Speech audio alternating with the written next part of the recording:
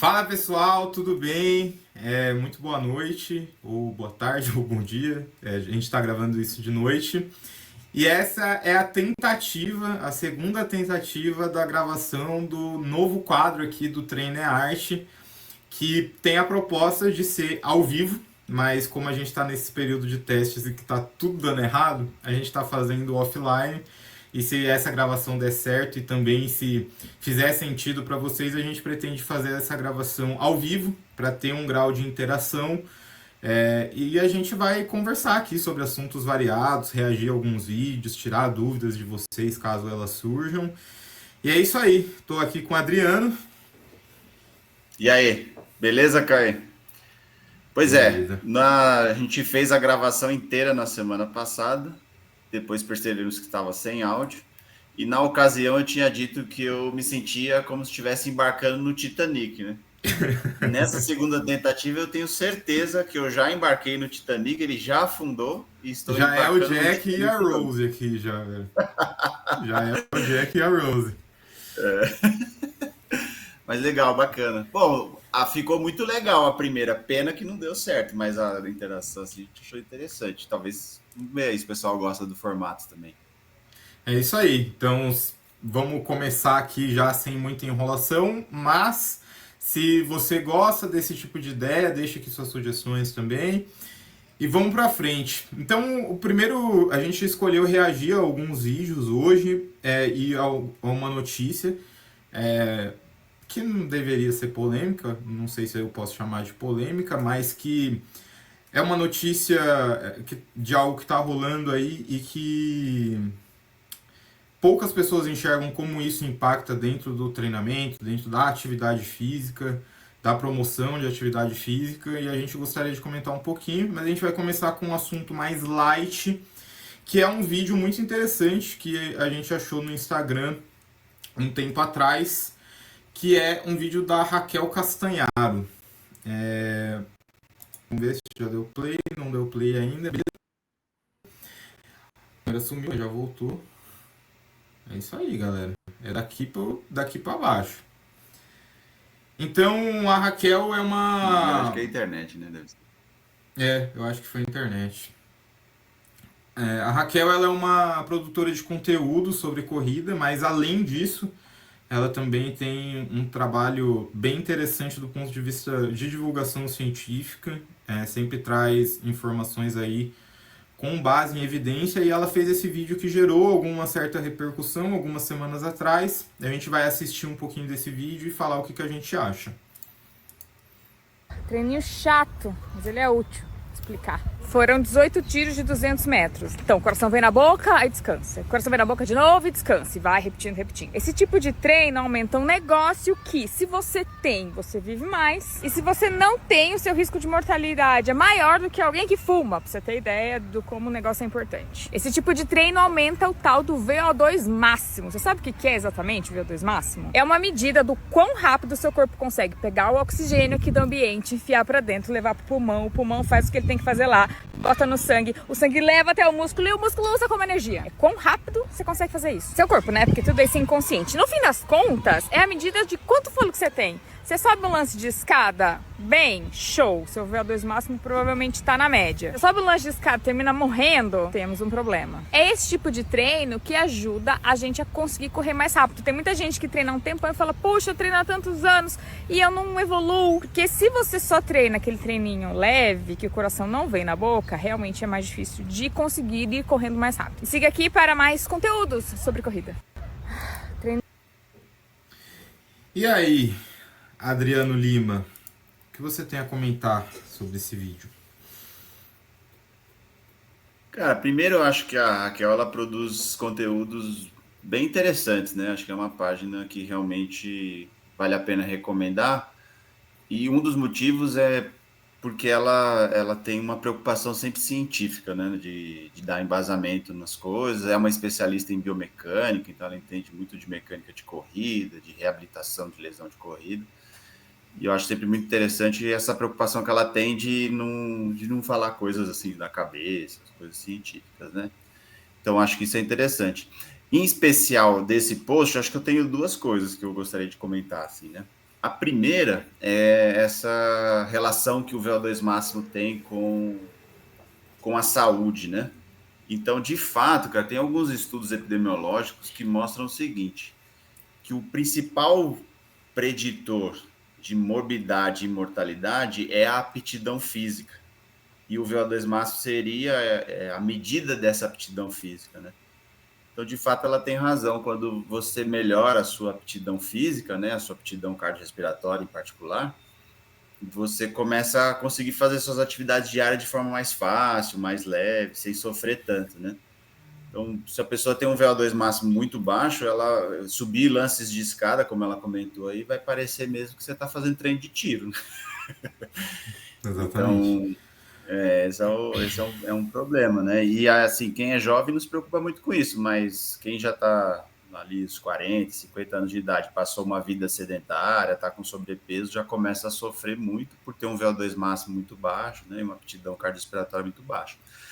Acho que esse é o ponto. E o outro ponto também que eu acho que aí eu acho que é mais polêmico é essa ideia de que tiro de 200 metros melhora o VO2 máximo, né? Então, eu acho que aí vai depender muito de como você monta o seu treino. Por quê, né? Ela falou 18 de 200, né? Acho que foi isso que ela falou, 18 Isso. tiros de 200. Então, cara, 18 tiros de 200, se você der uma pausa muito longa, o seu VO2 máximo talvez não seja o melhor estímulo para o seu VO2 máximo. Então, só exemplo, só para o pessoal entender, né? Os melhores treinos para aumentar o VO2 máximo são aqueles que você atinge o VO2 máximo no treino. Mas se você faz um tiro de 200 metros, sei lá, você vai fazer isso em 45 segundos, 1 minuto, depende da sua capacidade ali. O tempo para atingir VO2 máximo normalmente está na casa ali de 1 minuto e meio, 2 minutos.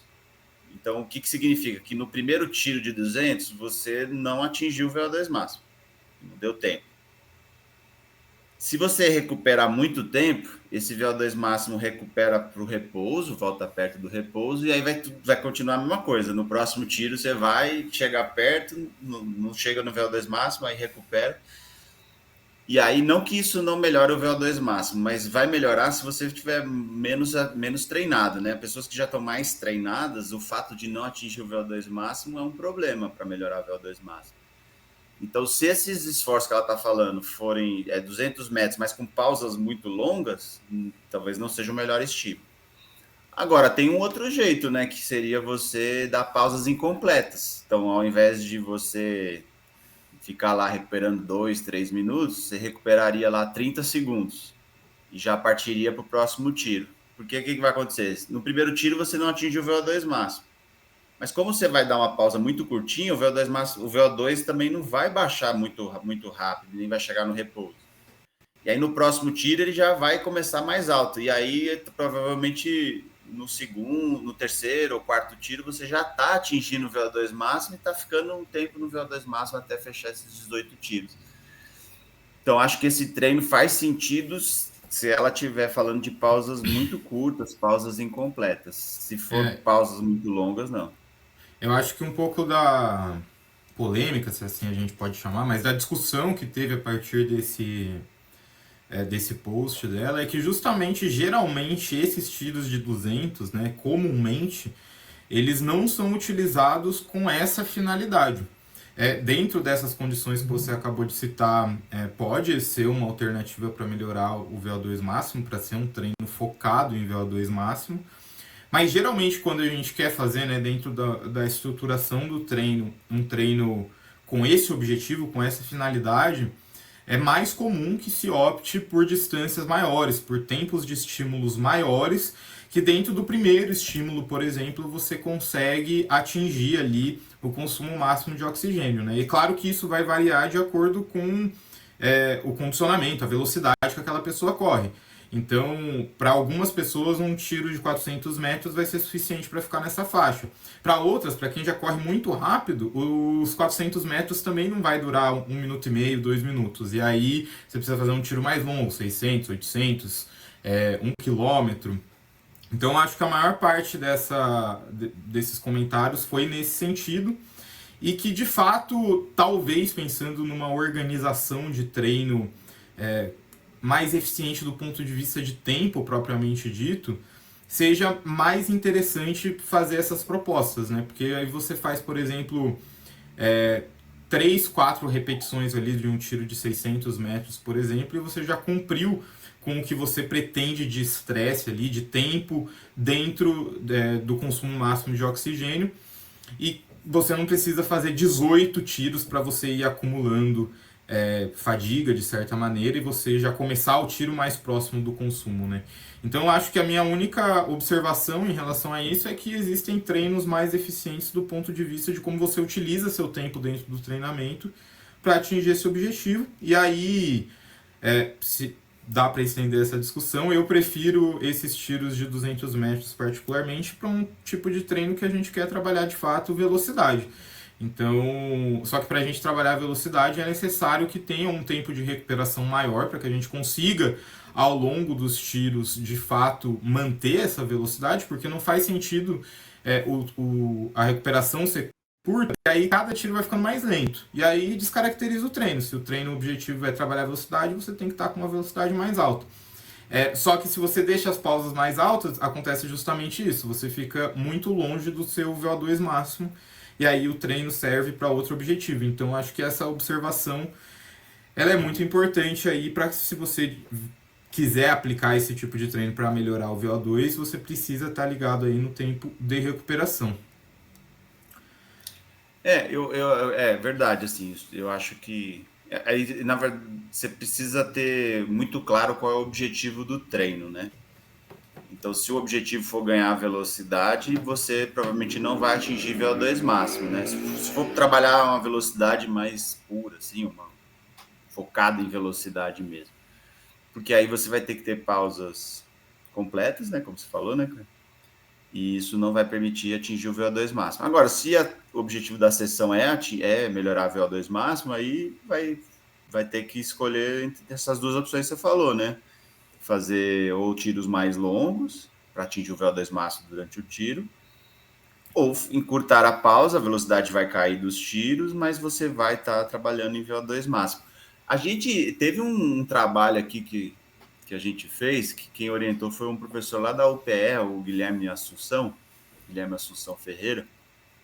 Foi um trabalho de iniciação científica que acabou de ser publicado, cara, que ele comparou o grau de estresse, né, fisiológico e de fadiga quando você monta treinos de VO2 máximo ou mexendo no tempo de esforço, como você comentou, tipo tiros mais longos e aí pausas mais longas também, ou nesse modelo que a gente acabou de comentar, de tiros mais curtos, mas com pausas mais curtas. Se for bem organizado, equalizado em número de séries, em número de repetições e a razão, esforço, pausa, a tendência é que o estresse fisiológico seja o mesmo. E aí, acho que abre também a possibilidade, né, que assim, eu concordo que, claro, se você puder otimizar a sessão, melhor.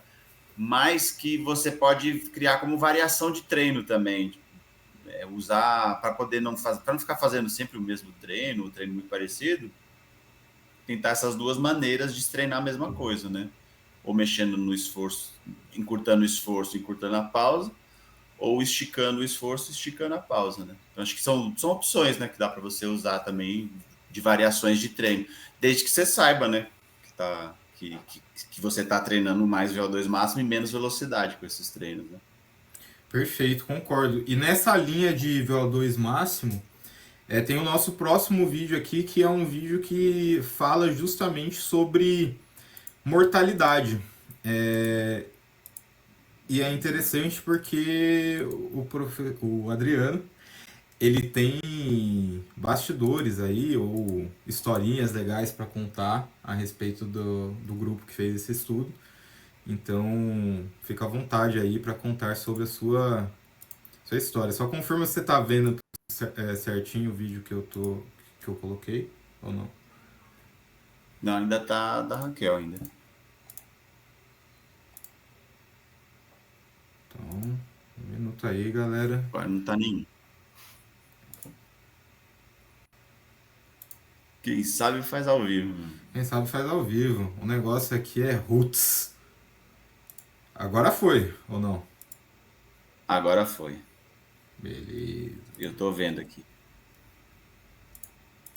Fazer uma maratona em menos de 2 horas e 10, está hoje com 77 anos. E os cientistas trouxeram pra gente como é que tá a saúde dele. Quando profissional, ele corria entre 240 a 400 quilômetros por semana e manteve um regime intenso mesmo após se aposentar. A gente tem os testes do seu VO2 máximo aos 27, 49 e 77 anos. Surpreendentemente, seu VO2 não mudou dos 27 para os 49 anos e caiu 36% na medida aos 77 anos, o que deixou ele comparável aos 77 com um jovem de 20 anos e 2,4 vezes maior do que ele precisava para a idade dele. Aos 77 anos, seus exames do coração mostraram que ele tinha uma dilatação ventricular, coração maiorzão, o que permitia um grande volume de ejeção durante o exercício, mas fez com que ele desenvolvesse uma fibrilação atrial, uma arritmia, precisando então de um procedimento de ablação. Esse estudo mostra os efeitos benéficos enormes da atividade física intensa, mas também possíveis efeitos colaterais depois de décadas de treinamento intenso. Bem interessante, né? O primeiro... Eu achei muito legal esse vídeo quando eu vi na primeira vez, e porque ele ilustra muito bem, acho que duas questões aqui que dizem respeito ao VO2 máximo, que era o parâmetro que a gente estava comentando até então. O primeiro é que o VO2 máximo melhora muito pouco, então assim, ele vai melhorar muito numa pessoa que é muito sedentária, é muito destreinada, tem um condicionamento muito baixo, então quando ela começa a se engajar, começa a fazer aqueles tiros que a gente comentou anteriormente, o VO2 máximo dela tende a aumentar consideravelmente ali nos primeiros períodos de prática de atividade física e de exercício físico. Só que ele tem um limite, ele é muito fácil de ser atingido e depois ele não melhora mais tanto, né? Então, quando pega as duas medidas dele ali, ainda muito novo, apesar de provavelmente ele ter tido algum ganho de performance naquele tempo, o VO2 máximo dele não aumentou. Só que a outra questão, né, o segundo ponto interessante, ele não aumentou, mas ele abaixou. Então, a idade chegou, e o corpo realmente vai sofrendo algumas adaptações ou desadaptações. Que palavra que eu tenho que usar aqui, Adriano? Pois é, teria que ser, acho que desadaptações. Não, destreinamento, né, no caso. Mas no caso não é só destreinamento, né, porque ele está envelhecendo, né. Exato. Acho que são novas adaptações negativas. Exato, ele foi colhendo ali algumas adaptações negativas, que o VO2 máximo dele diminuiu, só que o VO2 máximo dele era tão alto quando jovem, que quando ele diminuiu, ele ficou um VO2 máximo normal por um cara de 20 anos, isso quando ele tinha 77. É muito interessante, né, isso. Pô, se fosse igual dinheiro, né? Eu acho isso daí. VO2 máximo parece igual dinheiro. Se você acumular muito quando é jovem, a tendência é quando você ficar velho não acabar, né? Mas se você tem pouco dinheiro no você é jovem, que você está no auge da sua vida produtiva e você não consegue juntar dinheiro, e na fase de mais da velhice, daqui não vai conseguir mesmo, né? VO2 máximo faz uma boa analogia com o dinheiro, porque daqui a pouco a gente vai começar a falar sobre isso também, né? Mas porque VO2 máximo é meio assim, ou você nasce com VO2 máximo alto ou não nasce, né? Exato. Então é meio igual você nasce herdeiro ou não nasce herdeiro, né? Então ou você nasce com patrimônio ou você não nasce com muito patrimônio. Então acho que tem acho que assim, né? A primeira coisa é notar ali, que uma coisa que eu notei, claro, por obviedade, o VO2 máximo dele é muito alto, né? Na casa perto dos 80, se não me engano, 77 ml, alguma coisa assim. Acho que foi isso, né?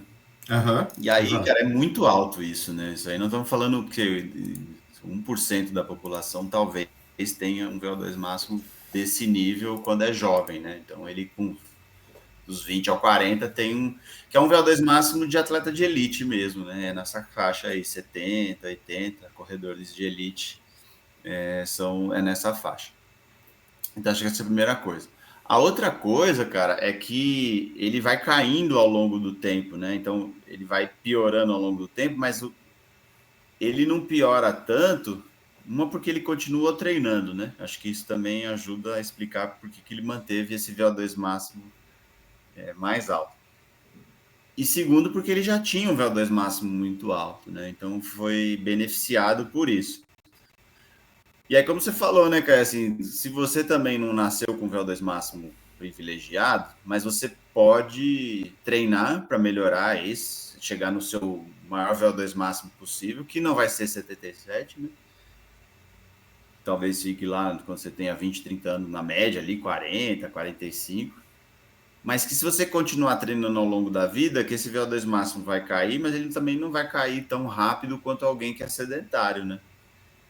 Então, acho que esse fenômeno não é só para quem foi atleta de elite, né? É para todo mundo, né? Assim, se você aumentar seu VO2 máximo na fase mais jovem, chegar no seu ápice e tentar manter isso o máximo possível, acho que é a melhor coisa. E liga um pouco com o vídeo anterior, porque se você mantiver, né, com esse VO2 máximo que ele tem aí, com 77 anos de idade, se pensar só especificamente em VO2 máximo, é suficiente para ele fazer qualquer atividade diária sem grandes problemas, conseguir subir escada,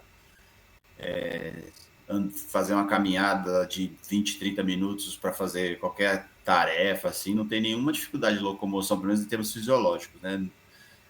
Não consegue fazer tudo. Agora, se você tem um VO2 máximo de 40 quando tem 20 anos, passa a vida inteira sedentário e chega com 77, seu VO2 máximo baixou para 22, com esse VO2 máximo, subir lance de escada vai parecer treino de tiro para você, né? Como a gente comentou no vídeo anterior. Né? Então, acho que essa é a mensagem que eu achei desse vídeo também. Exatamente. Uma coisa que você diz, sim, aproveitar quando é jovem para correr atrás dessa poupança, digamos assim, ali de VO2 máximo, mas que nunca é tarde para começar e para melhorá-lo, né? Então, você não precisa ser um atleta de elite, ter 77 ml quilo minuto de VO2 máximo, para estar em parâmetros de mortalidade, de morbidade muito menores. Inclusive, tem vários estudos que mensuram isso, né? E percebe-se que quando você começa a treinar, assim, a pessoa que não faz nada e a pessoa que faz só um pouquinho já tem uma diferença enorme no que para ela em termos de fator de risco para diversas condições.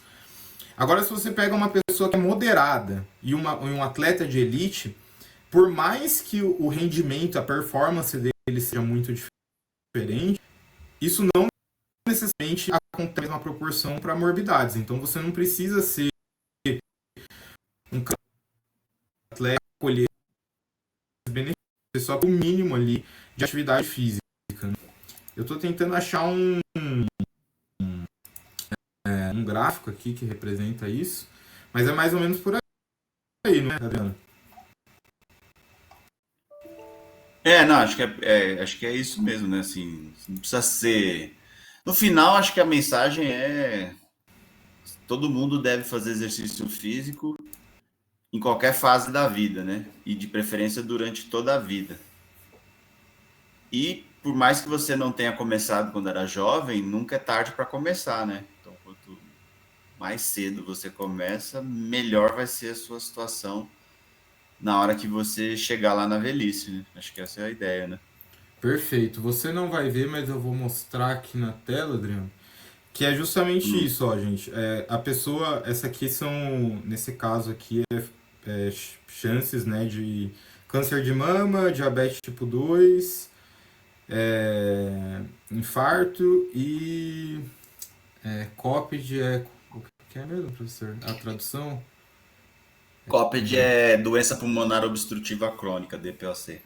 Isso, DPOC. E a pessoa que não faz nada, aqui onde eu estou passando o cursor, não sei se você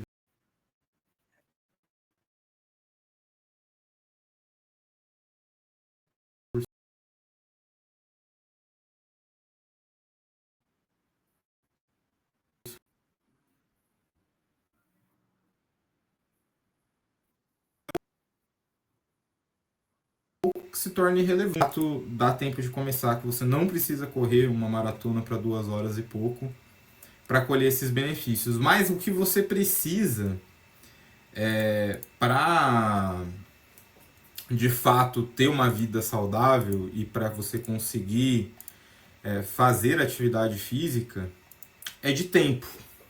É de tempo. Tempo esse que não existe para uma classe da nossa sociedade, uma parcela bem grande da nossa sociedade, que são as pessoas, sobretudo, que trabalham na escala 6x1, né? Então, a gente queria trazer esse assunto, tá rolando por aí, tem lugares melhores para se informar a respeito das minúcias do trâmite político, mas a questão é que existe uma PEC que está sendo votada para redução, né? Para que não exista mais essa escala 6x1, que consiste na pessoa trabalhar 6 dias da semana e folgar apenas um. E por que a gente achou relevante trazer esse tópico aqui? É porque a gente fala muito sobre atividade física, de atividade física como para a qualidade de vida, como um artifício da saúde primária, de prevenção, que tem tudo a ver com o que a gente estava falando anteriormente. Só que não dá para a gente cobrar que as pessoas façam atividade física, que você precisa fazer 150 minutos semanais de atividade física moderada ou intensa, e etc, e etc, etc, quando a gente tem uma carga horária de 44 horas semanais. Então, 6 dias por semana a pessoa trabalha 8 horas por dia. Se essa pessoa mora num grande centro, ela passa muitas horas no transporte público e ela tem uma vida para viver.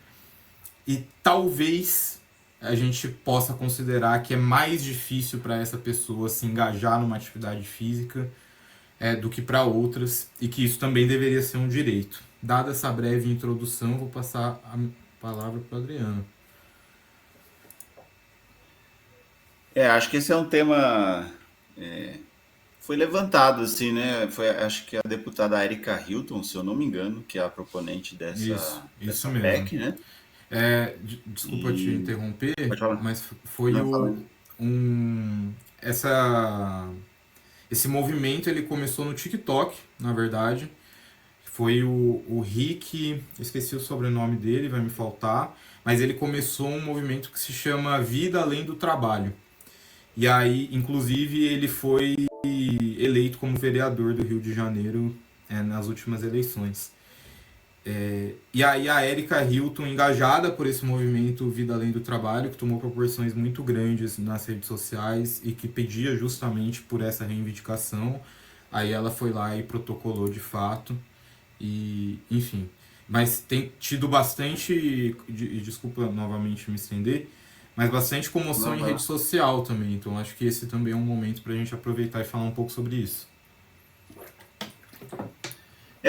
Assim, claro, o nosso canal não é de política, né? E nós não somos estudiosos de política o suficiente para ficar fazendo comentários mais aprofundados, né?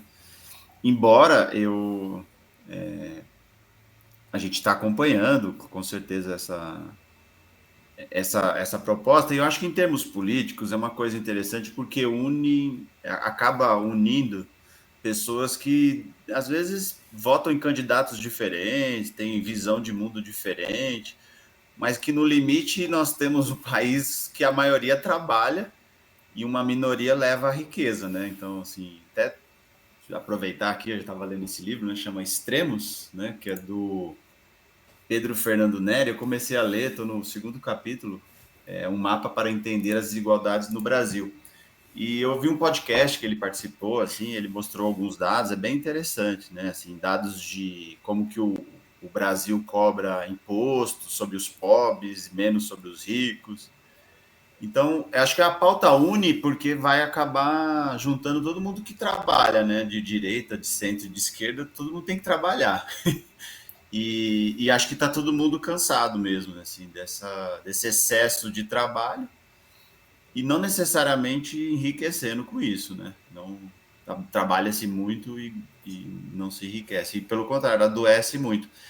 E eu acho que aí eu acho que o Caê explicou bem, né? O que acaba acontecendo quando você transfere isso para o exercício físico, né? Então, quando você tem que...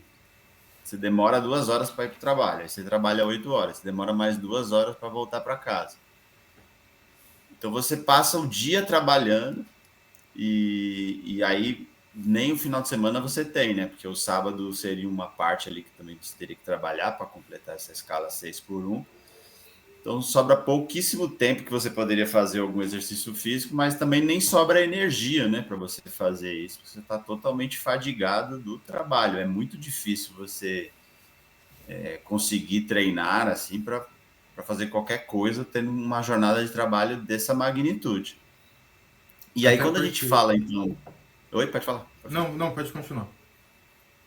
Não, é só que aí quando você vai olhar, né, assim, as doenças que estão associadas ao sedentarismo, né, todas as doenças não transmissíveis, obesidade, hipertensão, diabetes, problemas cardíacos e as derivadas dessas doenças, elas têm um recorte de classe, né? As pessoas que têm menor poder aquisitivo, que tem que trabalhar muito, que tem que cumprir essa jornada aí de fato, essas pessoas vão estar muito mais susceptíveis a desenvolver essas doenças porque vão ter menos tempo livre para fazer exercício físico, que seria o principal forma de prevenir essas doenças, né? A gente veio falando aqui na live inteira, né? Que você tem que treinar, principalmente se houver VO2 máximo, que você diminui o risco de doenças, não sei o quê, mas que hora que você vai treinar, né? Se você... E aí tem esse negócio, desça um ponto antes da sua casa e vá andando, né? Eu me lembro quando Cara, eu é trabalhava. revoltante.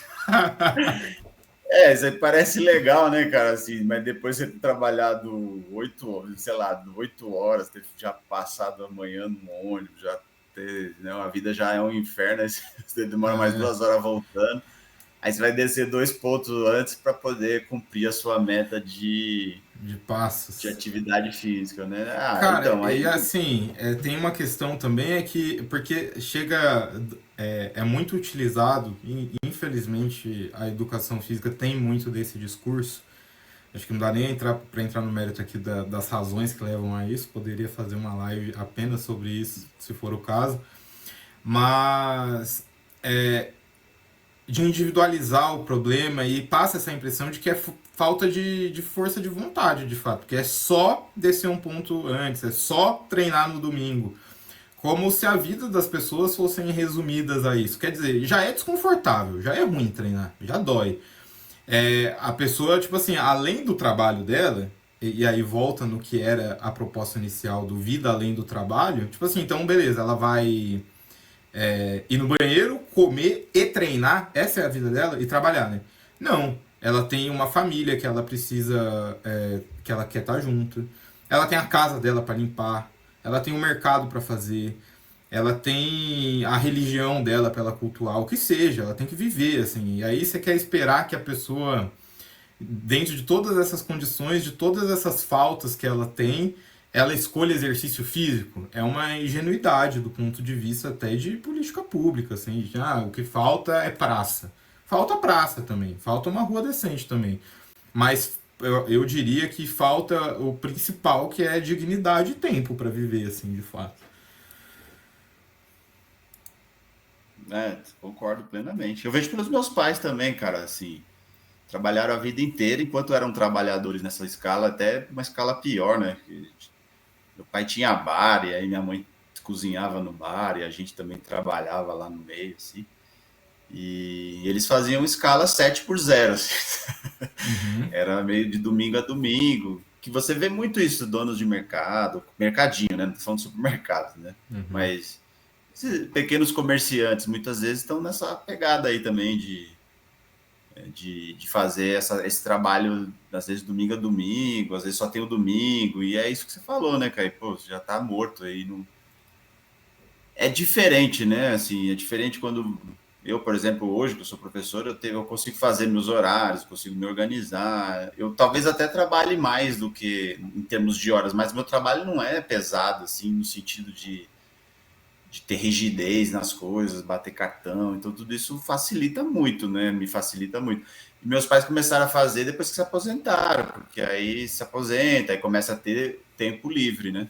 E também porque conseguiram, de alguma forma, criar uma aposentadoria minimamente digna ali, que permite não precisar trabalhar tanto quanto estava na ativa, embora minha mãe ainda continue trabalhando, mas ela não precisa trabalhar tanto quanto estava na ativa, né?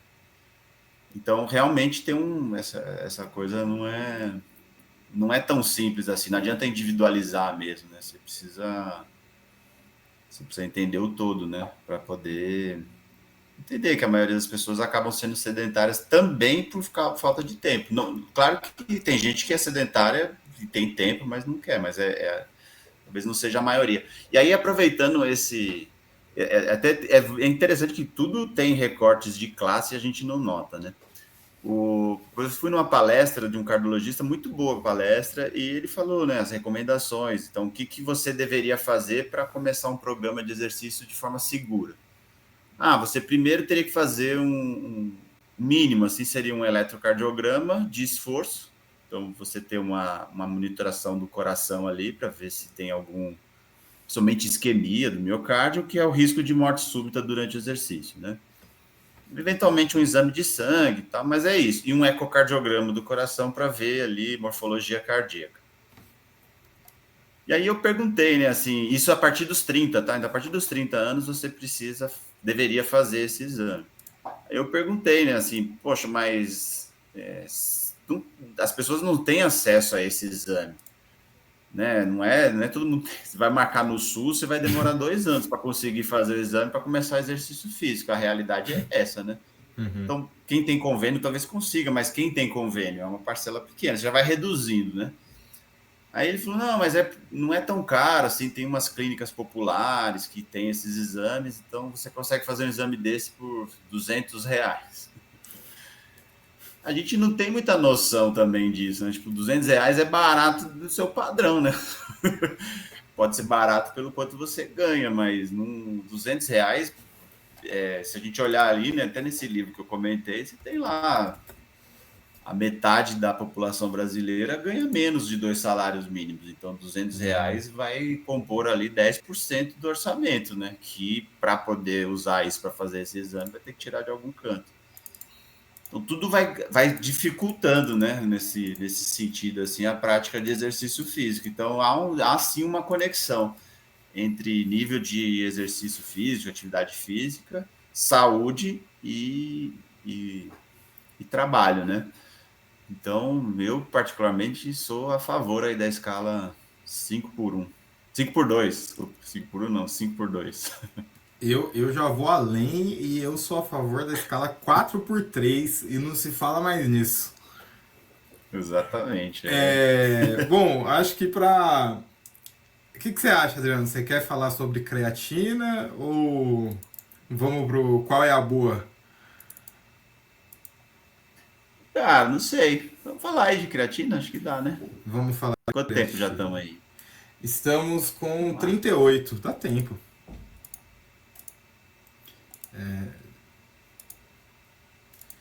Você não tá vendo, né?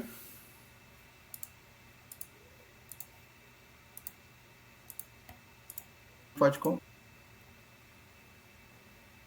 Eu Agora acho que... não.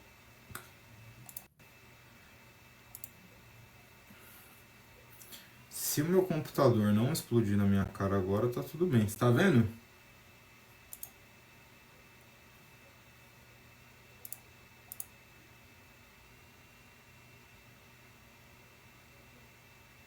Alô? Oi, tô ouvindo. Ah, beleza. Eu tinha parado de te ouvir, mas já voltei. Então vamos lá. Esse vídeo é um vídeo em inglês, galera, mas a gente sintetiza depois no final o que foi dito aí. Não é muito difícil de entender não, beleza? That's better. The Jets just faltered a little bit, so the Swiss have it, and they're coming away. It's going to be close on the line. They're being chased down by the Dutch team. Who gets the winner? This woman is a sprinter named Melissa Gutschmidt. And if you are a runner of any kind, sprinter, marathoner, whatever it might be, what I'm about to show you next might be one of the cooler things you'll see this year. This study right here measured inflammation and muscle damage in marathon runners, with and without taking creatine. They had group number 1 take 20 grams of creatine per day for the 5 days leading up to the race, and they had group number 2 take 20 grams per day of a placebo instead. All the runners then competed in the same 30-kilometer race, which is about 18 miles, and then 24 hours afterwards, they took a blood test, and here's what they found in terms of soreness, inflammation, and muscle damage. The creatine group experienced about 78% less soreness than the placebo group, as measured by a substance called prostaglandin E2.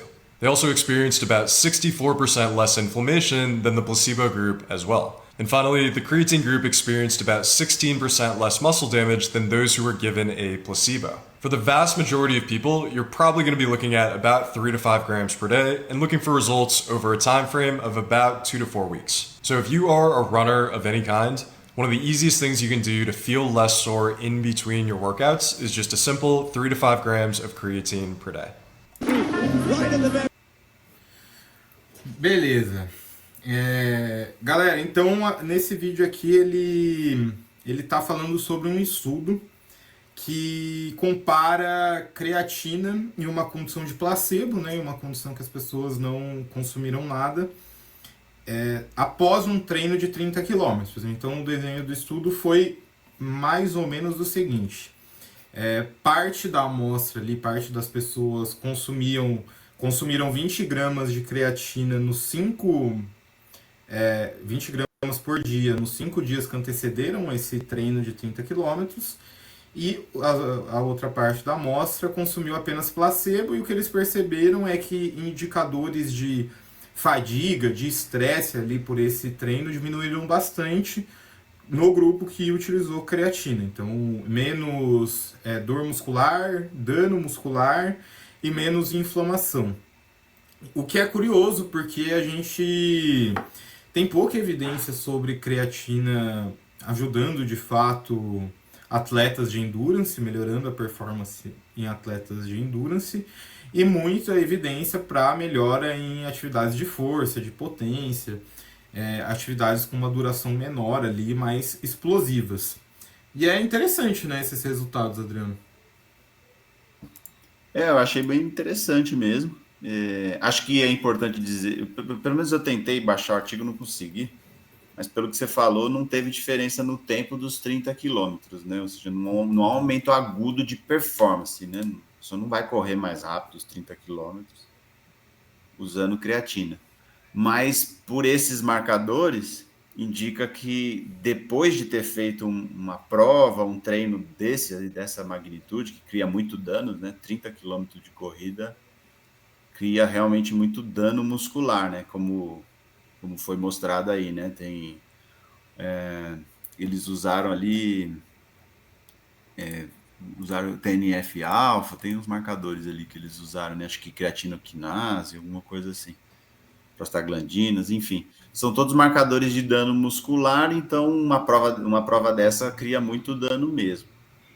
E aí, se você reduz esse dano, eu acho que a ideia, né, Caio, você que levantou essa bola em off aí para mim, a ideia seria você, então, ao fazer uso da creatina, você se recuperar, ou ter menos dano, se recuperar mais rápido de um treino como esse, e já está pronto para fazer um próximo treino mais cedo, né?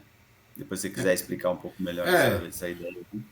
Eu acho que o interessante desse vídeo aqui é a gente tomar um pouquinho de cuidado com como a informação é dada, né? Então, pelo vídeo, dá a entender que, cara, o jeito mais fácil de você melhorar a sua performance é tomando creatina, e não é bem assim, né? Mas a gente pode fazer algumas extrapolações. Então, do mesmo jeito que creatina ela é muito útil para hipertrofia, por exemplo, ela não atua diretamente na hipertrofia. Na verdade, o benefício da creatina é indireto, que significa você melhora a sua resistência muscular, você melhora a sua força, então você consegue, dentro do treino de musculação, fazer séries mais pesadas, com mais repetições, ter um volume de trabalho maior, e por decorrência disso, você melhora a sua hipertrofia, mas não diretamente a creatina. E aí eu acho que a ideia assim, que dá pra gente tirar, mas claro que a gente precisa de mais estudos com endurance, no que diz respeito à creatina, é que talvez você melhorando essa recuperação ou diminuindo a fadiga que você tem, você conseguisse treinar mais. Então, se você faz um treino de 30 quilômetros como esse, você tem que ficar 3 dias assim, meio de molho, meio que fazendo treino regenerativo, porque você está muito fadigado e você, através da suplementação de creatina, consegue diminuir isso, você conseguiria, teoricamente, treinar mais. E a gente sabe que, assim como o volume total de trabalho é volume dependente, né? A hipertrofia é volume dependente do volume total de trabalho, na corrida é semelhante. A gente tem associado, existe uma correlação bem forte na quilometragem semanal que você roda e a sua performance. Ou seja, se você roda mais quilômetros por semana, a tendência é que você seja um corredor melhor, um corredor mais rápido, um corredor mais resistente. Uma vez que talvez a creatina possibilite essa questão de você conseguir treinar mais, aí indiretamente também poderia haver algum ganho de performance, mas não é como se você, corredor, devesse agora ir para a loja de suplemento e tomar creatina, pelo menos não por esse motivo. Existem muitos motivos bons para se tomar creatina, com pouquíssimas contraindicações, mas se você é um atleta de endurance puro, digamos assim, né? Então você só treina endurance, você é meio maratonista, enfim, talvez você não devesse se preocupar tanto com isso. Eu acho que é importante esse disclaimer que você fez, né? Então, assim, esse é um estudo agudo que sugere que talvez você se recupere mais rápido de um treino ao fazer uso de creatina. Não adianta tomar creatina com o objetivo de melhorar a performance de forma aguda, né? Então, vou tomar creatina 5 dias, igual o estudo fez, 20 gramas por dia, o protocolo clássico, dividido em 4 doses diárias, e vou lá, daqui a 5 dias, vou fazer a maratona e vou arrebentar lá, porque eu tomei creatina. Não vai rolar, né? Pode até piorar, porque você ganha peso, no estudo não mostrou piora, mas você pode ganhar peso, ficar mais pesado, e isso pode atrapalhar até o seu desempenho, né? Então, não é assim que poderia funcionar. E aí, mas também o que você falou, né, Caio, é uma hipótese, né? Então, não foi testado, né? Não se sabe se ficar usando 2, 3, 4 meses de creatina, se lá no final de um ciclo de treinamento, de corrida, você vai se adaptar melhor por ter feito uso de creatina do que se não tivesse feito. Então, não tem nenhum estudo mostrando isso. Mas é uma hipótese lógica que é possível testar, né? Ou pelo menos abre ideia para outros estudos. Uma outra coisa também que eu acho que precisa ficar claro é que esses marcadores de sangue, eles têm muita variação, né? Eu não sou muito fã desses marcadores com o objetivo de ver dano muscular. Claro, é porque a ideia é sempre assim, a maioria desses marcadores, eles ficam presos no músculo, e quando o músculo tem uma microlesão, eles extravasam. Então, se tiver alto no sangue, quanto mais alto eles estão no sangue, teoricamente, mais dano ter. Mas assim, eu acho que poderia... outras medidas talvez sejam mais interessantes. Por exemplo, medir a força depois de 24 horas. Porque se a força diminuiu, a força tem uma grande associação com o dano muscular. Então, queda na força pode indicar até melhor a magnitude do dano do que qualquer outro marcador. Tem até alguns estudos que sugerem que a força máxima isométrica seria o padrão ouro para medir dano muscular. Então, acho que seria interessante. A outra coisa seria uma medida subjetiva mesmo de dor muscular tardia, sabe? Uma escala de dor que você pudesse indicar o quanto você está percebendo dor. Porque às vezes tem isso, né? Às vezes o sangue está todo alterado, mas se você não está sentindo dor, o treino talvez saia bem também, né? Então, essas medidas mais de performance 24 horas depois, acho que seria interessante. E também medir mais, né? Claro que eu não estou falando que o estudo foi mal feito, não é isso. Eu entendo que a pessoa precisa fazer um recorte e fazer um estudo e acabou. Não dá para fazer tudo num único estudo. Mas acho que abre perguntas para outros estudos no sentido de, vamos 48 horas, vamos fazer outras medidas, e cronicamente também, né? Ver se isso daí, depois de 4 meses, realmente resulta em melhoras, né? Mas é interessante, acho que estudos que abrem para novas perguntas são sempre bons, né? Exatamente. Bom, eu acho, galera, que estamos chegando ao fim aqui. Estamos com 49 minutos de gravação. Então, tomara que você tenha bastante louça para lavar aí, para nos ouvir. Deixa Chegamos seu... ao fim, tá doendo sim, eu chego a perder a voz. Olha só, estamos descobrindo Tá um na farinha novo aí, vai cuidar dos talento. direitos autorais não derrubar a live aí. Galera, se isso aí não merece o seu like, meu amigo, acabou. Acabou a Acabou. internet. Galera, comenta aí o que vocês acharam. Se alguém chegou aqui nos 50 minutos de vídeo, comenta Adriano Cantor. E fala aí o que vocês acharam. Sugestões são muito bem-vindas. Se de fato vocês topariam em participar ao vivo para a gente ter uma interação, algo mais próximo. Quem sabe vocês sugerirem vídeos, sugerirem pautas, a gente faz episódios só respondendo dúvidas, enfim, o que calhar melhor para vocês aí. E é isso. É isso. Valeu. Obrigado, hein? Valeu, galera!